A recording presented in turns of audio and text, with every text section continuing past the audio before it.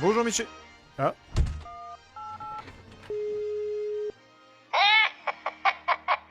Excusez-moi, j'ai dû me tromper de numéro. Allô? Bah, c'est pas possible ça. Bah, excusez-moi madame, je sais pas ce qui se passe, c'est pas vous que j'appelle, hein. Enfin bref, désolé. Ne raccroche. Allô? Alors là, écoutez, je suis confus, hein. Je sais vraiment pas ce Arrêtez qui... de raccrocher, putain! D'accord. Écoutez attentivement. Nous détenons... Ok, j'ai compris. Michel, je commence l'émission sans vous. Vous avouerez que c'est étrange que vous soyez absent le jour où c'est moi qui prépare l'émission. Hein. Et je vous laisse 3 minutes pour ramener vos fesses dans ce putain de studio, sinon je vous vire. Bref. Bonjour et bienvenue dans Faux Raccord, votre analyse d'après-film en compagnie de moi-même. Et je suis aussi un spécialiste du cinéma, bordel. Aujourd'hui, on parle de Cruella, un personnage emblématique apparu sous des traits différents à l'écran. Vous allez vous éclater, les amis, et vous serez nombreux à confirmer dans les commentaires que Michel n'est pas du tout essentiel à cette émission. Je ne vais pas répéter ce que tout le monde a entendu. Et justement, c'est avec notre jeune ami Pongo que je commence cette émission. Dans cette scène du dessin animé Les 101 Dalmatiens, Pongo vole le chapeau de Roger et le place... ici sur le banc. Étonnant pourtant. Pas question d'abandonner. En fait, ce que je voulais à tout prix, c'était... Le chapeau, qui est toujours sur le banc lorsque Pongo traîne son maître vers Anita, se retrouve sans explication... sur la tête de Roger. Bien vu, Michel. Merci, Michel. Voilà qui me semble passionnant. Et ça n'est pas fini, puisque toujours dans la même séquence... Ciel! Anita tient un livre à la main. Pourtant, vous allez voir qu'après être tombée, elle va se relever avec quelque chose de bien différent dans la main. Je suis tellement confus. Permettez-moi... Et oui, le livre est devenu un sac. Et je suis certain que, comme moi, Donne! vous vous demandez où a bien pu passer la laisse de Pongo, n'est-ce pas? Oh, c'est bien triste, Pongo. Oh, ce n'est qu'un film, Pongo. Rassure-toi. Oh, je suis bon quand même. Allez, maintenant, passons aux accessoires. Il lui fera la peau. Si vous observez attentivement ce tapis image par image, ce que, on peut se le dire, hein, personne ne fait dans la vraie vie, vous observerez que le bord du tapis passe d'une image sur l'autre, du marron au bleu. Allez, maintenant on change de film et on passe au 102 Dalmatiens. Oui, allô? Nous détenons Michel. Si vous ne versez Michel, pas il vous reste 1 minute avant que je vous défonce. Papa, qu'est-ce qu'il va arriver? Attends et tu le sauras, hein? Les 102 Dalmatiens donc, écoutez bien ce qui va être dit. Qu'est-ce que c'est que ça?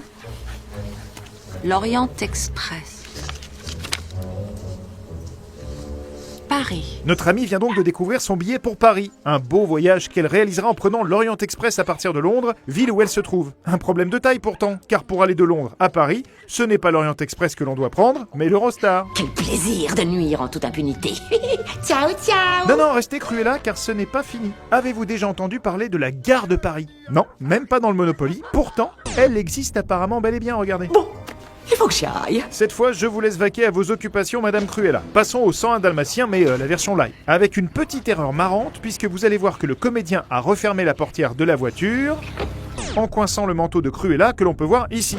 Si comme moi vous avez beaucoup ri lors de cette séquence, alors vous rirez encore plus lors de celle qui vient. Regardez bien cette voiture bleue. Elle est passée par ici, elle repassera par là. Alors qu'en dites-vous? Et je trouve ça follement amusant, pas vous? Mais oui, alors rions ensemble avec cette scène. Et cet embout en plastique noir juste là qui sert à faire couler le pipi du chien. Encore un mauvais jour pour le royaume animal. D'accord, monsieur Daniels, je cesse de parler de nos amis à quatre pattes. Oui, allô Michel, je vous jure que cette fois je reviendrai pas en arrière. Vous êtes viré, sombre petite saloperie. C'est la dernière fois que vous me la faites à l'envers. Alors continuez à m'appeler là avec votre voix de merde. Shootez-vous à l'hélium tant que vous voulez. Gonflez mon ami, gonflez et envolez-vous loin surtout parce que si je vous retrouve, je vous ruine la face, c'est compris? Non, mais c'est juste que... Ta gueule. Je terminerai bien cette émission, si vous le voulez bien, avec 2 erreurs qui se trouvent dans le film Cruella, porté par Emma Stone. La première est au tout début du film.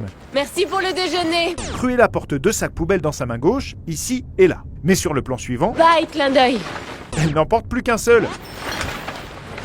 C'est époustouflant. Ça me fait mal si tu trouves que ça a de la gueule. Ça, je comprends que ça ne plaise pas à tout le monde. C'est pourquoi je finis avec une erreur intéressante. Nos amis sont à Londres. Pourtant, je savais pas que tu savais conduire. Le volant est à gauche, c'est-à-dire du mauvais côté. Pourquoi? Eh bien parce qu'à Londres, ma chère Emma, le volant des voitures se trouve à droite. C'est l'une des particularités de l'Angleterre, mais également de l'Indonésie, de l'Irak, l'Afghanistan ou encore le Népal. Et il y en a d'autres. Notez-les dans les commentaires si ça vous amuse. Excellente réponse. Bravo. Merci Emma. Voilà, c'est la fin de cette émission. On se retrouve la semaine prochaine pour un nouveau Faux Raccord. Et j'aurai du lourd. Du très très lourd. Quoi? Voilà, bon, désolé de vous déranger, monsieur, c'est pas Michel à l'appareil, c'est Carlos. Carlos, le cousin de Michel? Oui, celui qui a un food truck à tacos. Et pourquoi...